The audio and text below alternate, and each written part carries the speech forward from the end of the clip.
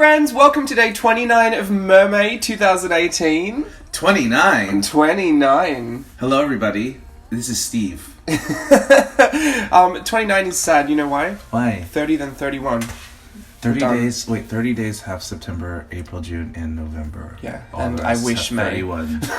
So May is 31. Yeah, May is 31. So we got 31, but I feel confident, I feel set to finish. Yeah? I feel like it's safe to say. Can you do it? Yeah.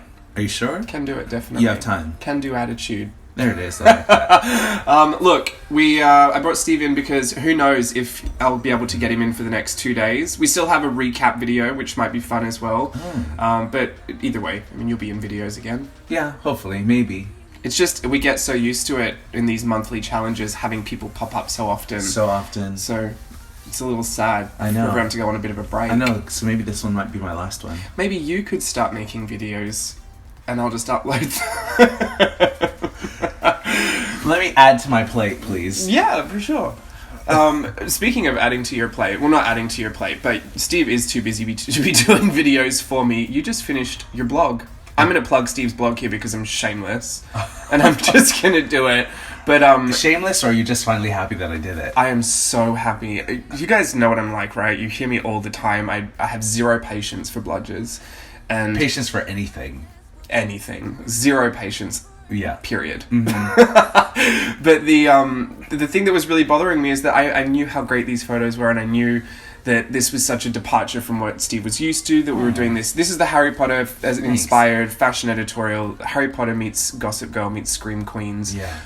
We mentioned it before. I even put a video on my Instagram because I was trying to get Steve really pumped to do his blog. He bought a website. He upgraded everything, and then just kind of sat on it for a little bit. No, so I don't know if I sat on it.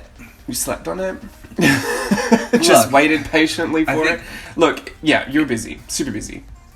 Yeah, I mean, my life is like, not to say that other people's lives aren't busy, I'm not going to say that, but I think what's more difficult about mine is that my schedule is super erratic. Right, I don't these ever are have passion a set projects. Yeah, I don't ever have a set schedule, and on top of it, sometimes, like, my shifts are very, very late at night. Yeah. Sometimes the rehearsal's all night, you know, so, like... The life of an entertainer. Oh, you know, the glamour.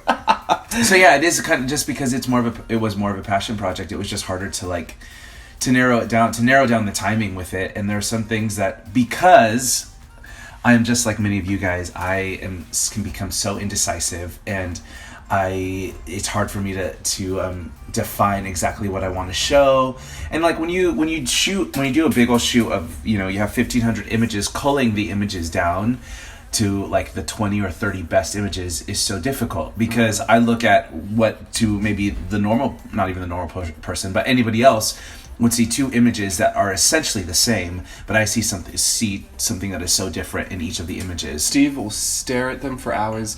He's like that part in The Devil Wears Prada where she's got the two belts. It's just, they're so different. They're so different. Like, how? Yeah. I understand that, because I can be the same way. I could have one little brush stroke off, and I knew it was supposed to be something, and it wouldn't even matter, but I'd look at it, and I'd labor over it. Yeah. You know, the piece that I drew you for Christmas. Oh yeah. Uh-huh. I drew Steve this big like antique map of It's Italy. so good. It's so good. And I like stained the paper, and I used a pen for the whole thing and inked the whole thing, and it took me days, like consecutive days, especially because you're at work, so I had to try and do it while he was away. And I wasn't even enjoying the subject matter, but less on that. It was drawing a map, right? It was a lot. It's a vintage map of Italy that he hand drew for me. Right at the end, my pen leaked. There was an ink blot right in the middle of the sea, and it's all I look at. I can't miss it. Every time I go into the room and I'll look at the picture, and all else, it's like it's huge to me. Like, all I can see is a big black ink blot on that thing. Which is so small, and to me, if anything, it shows that it's character. It shows that it was, like, legitimately hand-drawn. Oh, and you know, it happened so close to the finish line, too. It was that part where you were like, if I scrap this, I'm in for another 6 days. Yeah. Or do I just finish it and go with it? But, so I understand what it's like to be indecisive, or to really take your time with something and want to get it perfect. And yeah, so it just took me a long time to kind of... You don't want to be looking at it like I look at that ink blot. Right. And so... well, and then just this whole shoot in general just took me a long time to to figure out. Plus, it was also editing it. Like, how did I want it to look? Because it was different from what you normally do. Yeah, it's not just a simple like bridal or romantic, type of photos, which those are very pretty, but those are easier just to edit. Well, simple for you. Yeah. That would be difficult for me. And so, like, I know the feel that I want with those types of pictures, but with this editorial, it was more difficult because I'm like, how is it more contrasty? Is it more matte? Is it super outside of your comfort zone to even 100%, figure out how to format it? And Steve's been, so you still have, all of your regular avenues. You have your Instagram, which I'll say is easy to post to because the format is so small. You can technically get away with not even really retouching anything. Right. As long as the color's right and the contrast and the levels. Mm-hmm. But Facebook is where you would upload lots of your collections. Yeah, back in the day. Back in the day when you were doing the holiday collections that we've talked about before. Now that you've got your actual blog, that's an entirely different beast to tackle. And I've been helping Steve with that, and we've been trying to figure out new ways to reinvent the wheel, because why not? Yeah. Because we're not busy enough. Because, but like, I think it was helpful in that because you were already so far out of your comfort zone. I kind of saw this as my opportunity to pounce and like... And he did. And make you go even further with it. And I'm truly proud of what Steve's done. So I'm going to link it down below if you want to go and check out the editorial. I helped on it. There's a little video at the end. Yeah. But yeah, we had beautiful models. We had great styling, beautiful makeup. All the vendors are listed down below. So if you're ever in Southern California and need help with anything, they're there. There are some fantastic people you could work with. But at the end of the day, these things that Steve and I love to get on here and chat to you about is creativity and nurturing that. And what are you doing to let that out? And I think the best part about having you on here is you're a different type of creativity than me. Right. And your struggle is different to mine. Yeah. And a lot of people can relate to, I think, where you come from. Mm-hmm. Yeah, look, to be honest, I would not have done this. I would not have completed this had it not been for James. So thank you so much for encouraging me and helping me and really like lovingly shoving me along. Like literally, I just want to say this is the best husband work I've been doing in a long time. Yes. I got off the floor to come and help him at one point. So much patience. It was unbelievable. And a lot of like little detail things that I couldn't figure out. James was so good at fine-tuning it, like helping me, not even telling me what to do, but like helping me discover it, navigating it so that I could discover it. Which is what he does a lot with these videos, and what he does with you guys is that he helps kind of navigate and nurture your own creativity, your own ability, so that you can kind of make decisions for yourself. Well, sometimes I have ideas that aren't for me. Right. Sometimes I feel like I have an idea that I just want to share, or I have something that I would like someone else to just run with because I either don't have the time or the patience, or I'm not inspired to do it, but I know someone out there might enjoy doing that, so I'll just get the message across. Like with your blog, I didn't care to do any of that stuff, right. But I knew that since we got this iPad, and since we found out that Steve's blog could technically upload like PNG files, we could have these transparent layerings go on this blog. And I was like, Steve, go and figure that out. Like, just here's the iPad, here's how you work it, go and figure that out. So you'll see actually a lot of the stuff on there is Steve's actual handwriting that we've overlaid into the blog, and it's just, I think it gives it such a personal aesthetic. You could really build it from the ground up, which speaks to my type of creativity. Because I don't love computers, I don't love formatting. I do it, but it's kind of boring for me.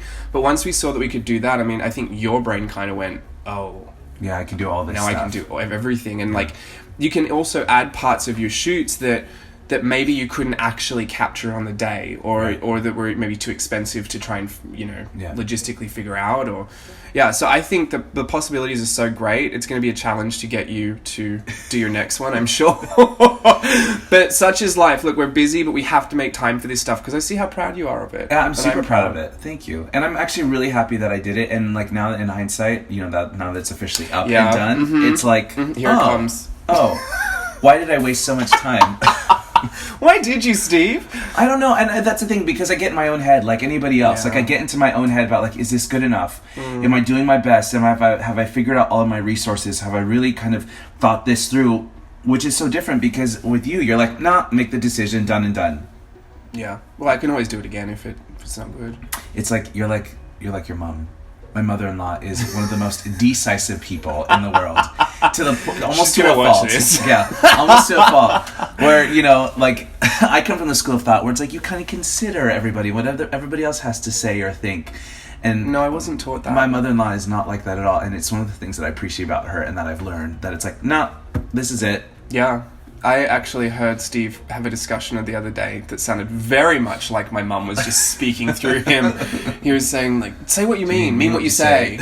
Like, just do it. Like, make the decision. To choose something. Yeah, just choose something. And that's how I am. And Steve is very, like, we're both kind of, we're reaching a middle ground in our marriage where we're kind of adopting the other family traits and trying to figure out what that is. I think anyone that's married understands what that struggle is like, getting your lives to come together and figuring out like what's a good balance. But it's so fun. It still shocks me when I see Steve like either make a decision really quickly, then I get on the defensive and then I start questioning it just in case he's forgotten who he is. And I'm like, no, I like it. And then sometimes I exist in this grey area where Steve gets really weirded out at me because that's never been who I am. No. So that's really funny to me. But I really am proud of it. So I'm going to link it down below, and please go and check it out if you would like to. It's not even silly. I think it totally speaks to my unbothered nature. I mean, look, yes, but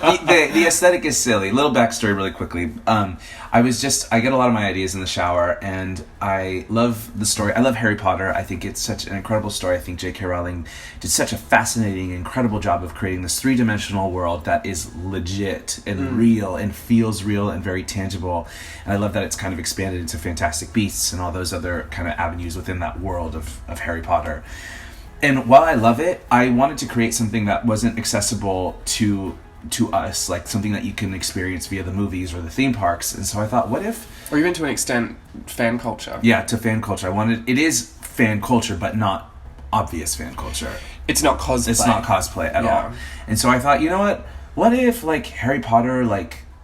What if Hogwarts was like a school, like in Bel Air? And so I thought, what if we did, like... Gossip Girl meets Scream Queens meets Hogwarts. Yeah. And so that's kind of the basis behind it. So it's kind of it's a touch of high fashion, it's a touch of Vogue inspiration, and I wonder where that came from. That came from you. Look, I want to try and take some credit that hopefully I got into Steve's head. I didn't actually give him any of those ideas. All I said was, I think you should challenge yourself to shoot differently. Yeah. And that you should try doing a fashion editorial, because I was showing him lots of Vogue behind the scenes, like Mario Testino, kind of how he shot the special editions of Vogue, and he was super captivated with it. Yeah, the Pirelli calendar. I was like, well, fashion editorials, I feel like, are so much more freeing because you can get away with anything. And Steve's very much in the mindset, like, if I've got the model and I've spent the time, like, putting this earring on her, I have to show the earring. And I was like, but that's not fashion. And you should have seen the mind working over. And it was kind of a selfish part in me. I just wanted to see Steve do something that is my aesthetic, that really spoke to me, because sometimes I try and draw things that are Steve and not really me. So I thought I'd give him that challenge, and he came up with this whole concept, and Jess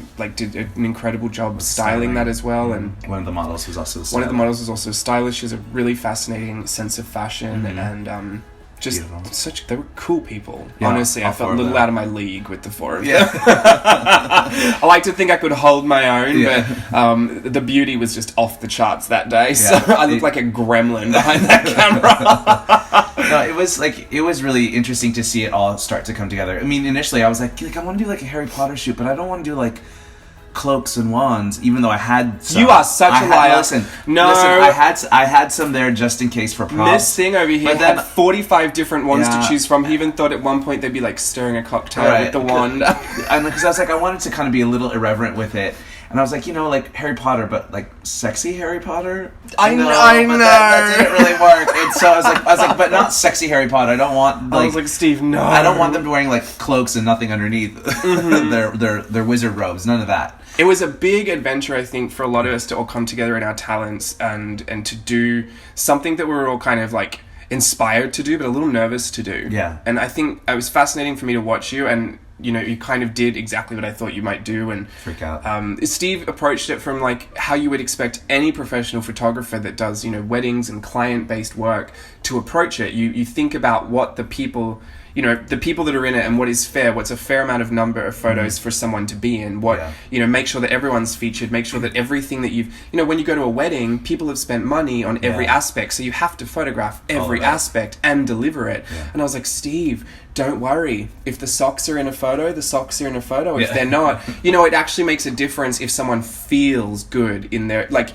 someone might be wearing heels even though you never see them wearing heels in a photo. My sister, for example, when you shot her, you noticed there was a big difference to when she wasn't wearing heels and to when she was. And so just because there's fashion in it doesn't mean you have to catalog it. It's not a lookbook. Right. It's an editorial. And we really got there in the end, and that's why I think I'm so proud, because that's a challenge to throw yourself into that. Fashion can be crazy. It can be, but it's so incredible and it's super exciting. I love it. And so much fun. It's literally like a creative mecca. Mm-hmm. Anything goes. There are no rules. Speaking of creative mecca, I'm going to steal that to segue into of course, sorry. The actual piece that we're creating today. Look, I'm not a big Lisa Frankie. I love Lisa Frank. I don't think she was big where I'm from. She was so big when I was a kid. And I would obsess over these, because she had folders and binders and pencils and little pencil pouches. I've seen the doco. And I've watched it. It was so cool. And the thing is that it was so, hot pink and blues and vibrant that as a boy I felt like I couldn't like it, and I was so mad because it's these cute bunnies or cute kittens with big eyelashes, and then she started coming up with whales and dolphins that were a little bit more gender neutral, I guess you could say.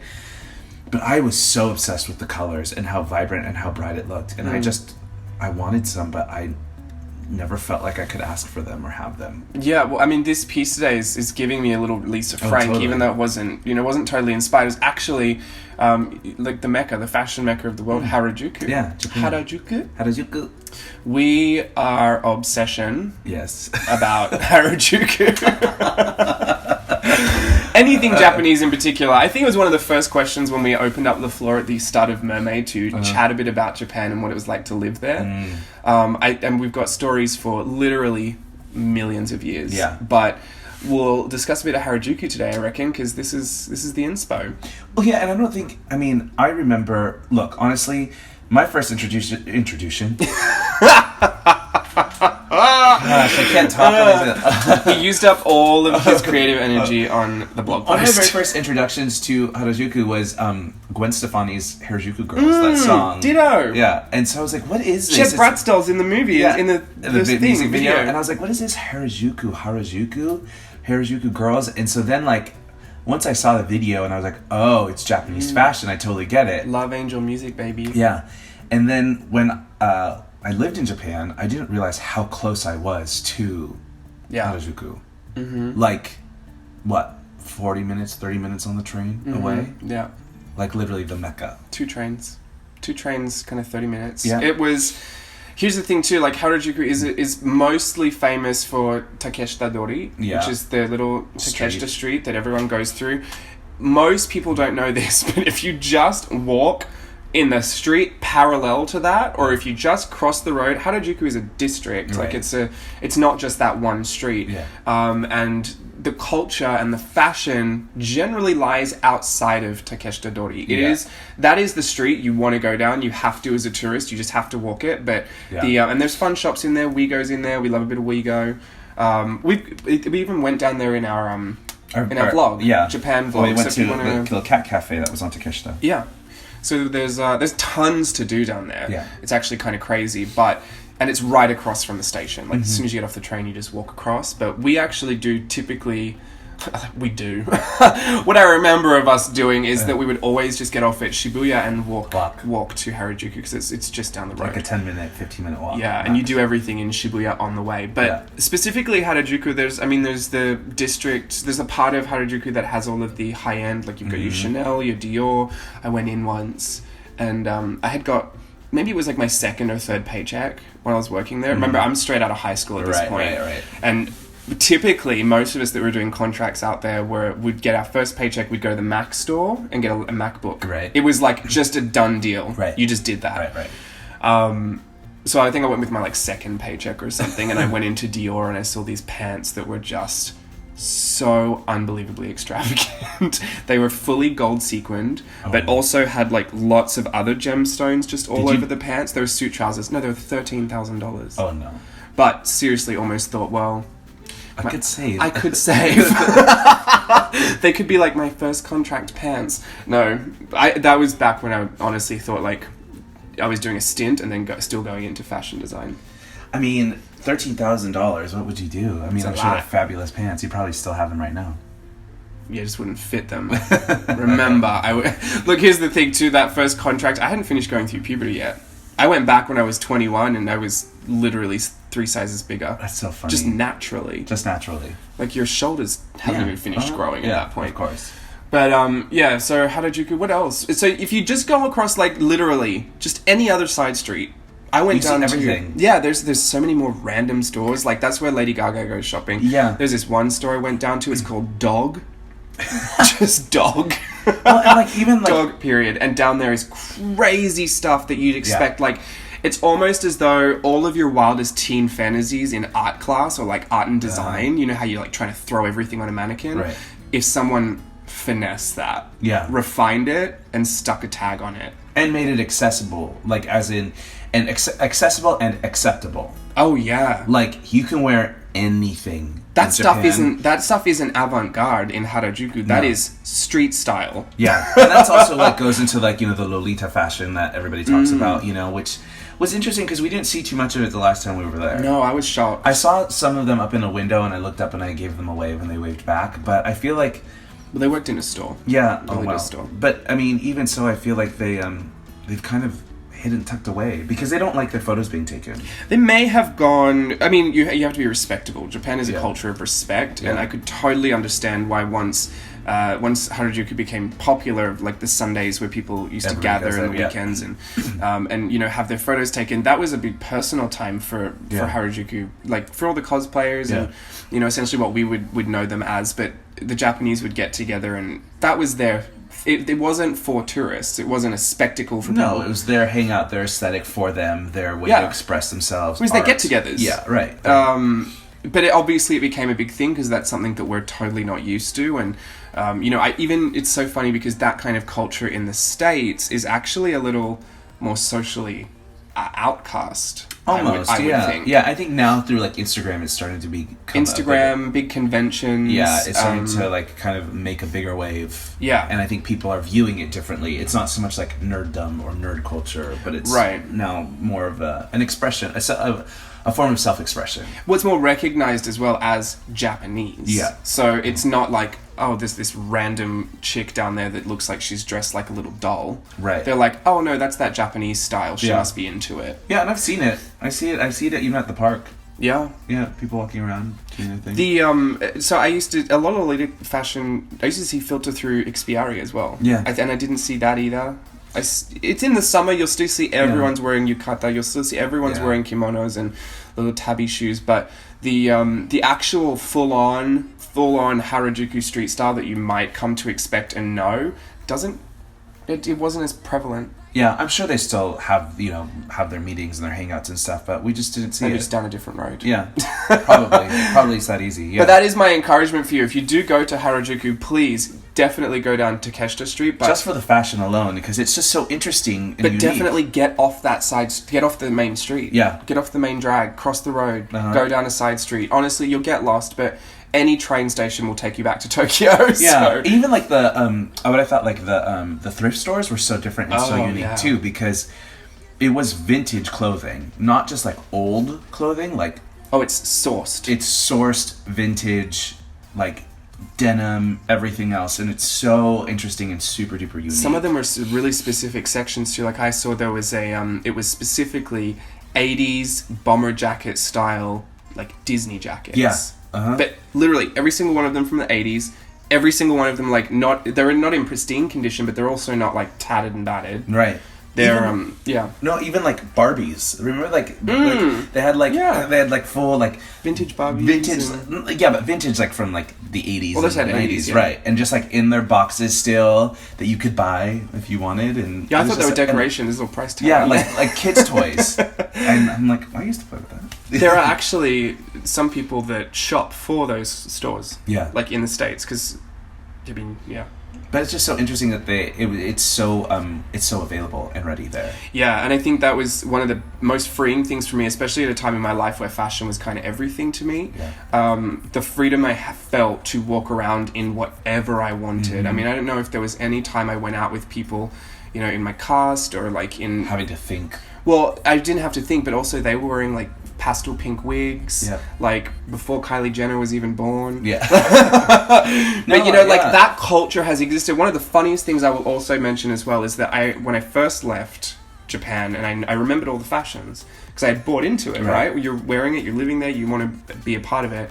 When I left, that fashion came into fashion in the Western world about 19 months later. Yeah, it's like it's more than a year for sure. It's almost 2 years later. Takes almost 2 years. But so when we were there last year, I was like, oh, 2019, I'm going to start seeing this paperback waist. I know. I started to see little bits and pieces of it, but it's not popular. You have no idea how influential Japanese are on cycles of fashion, even in the Western world. Well, yeah, and it's something that I say, and I'm sure I've said it here before, where I describe Tokyo as if it's as if all the highways of the world have come together and intersected in this one city. And like Japan takes from every culture and then expands on it and makes it all acceptable and just puts their own refinement and their own taste to it, and then it comes back, it then reinvents itself back into the Western world in a very interesting way. Some are very interesting ways, like hot dogs. It's a very interesting way to reintroduce hot dogs. But even like something as simple as like soft serve ice cream, right? Like they've taken it and then they refined it and then they like make it so perfect, and then we get it back here in the Western world, and we're like, oh wow, this is so good. And it's like we had it first, you know. It's just so funny how it all comes back to us. It really is funny. But if you're ever going, or if you ever feel like, you know, getting lost in a K-hole of YouTube videos, or perhaps going to the library and trying to find a book. I used to have a book on Harajuku street style that was just fascinating for me to flip through. It's so good. Or if you have like a Japanese market near you, wherever you live, like we go to Japanese market every week, a couple times a week, and like they have their little bookstores and stuff, and you find their fashion magazines, and you can just flip through them and see all sorts of stuff that's coming, and you know, interesting. To know what to look forward to in a couple of years. No, it's really fascinating. But Harajuku, definitely a place that I would recommend. You cannot miss. No, yeah. This drawing is super cute. Thank you. I love it. I really like it. It's interesting. It's a little unicorn mermaid ice cream fantasy. Yeah, with like little anime glasses. It was actually it was supposed to be like printed on her glasses. Her eyes are actually a lot smaller, but it looks like her eyes have been magnified by the glasses. Like Coke bottle. Yeah. Glass bottle glasses or Coke bottle glasses. I tried to give you lots of Harajuku fantasy. This was actually a piece that I had tried before in black and white, but I just didn't like how it came across in black and white. The proportion was off. Good. I thought I'm going to do color, but I'm going to go full rainbow paddle pop fantasy. Very that. It's very like Katy Perry, California Girls, circa 2000. Alrighty, we're going to leave it at that. We're going to a show tonight. We're going to Color Purple tonight. Yeah, the Color Purple. I cannot wait. I'm so excited. Until tomorrow, have a great Mermaid Day 29. I'll leave the blog down below if you want to go check that out. Yeah, please do. Thanks, guys. And thanks for joining us. Yeah, take care. Bye. Bye.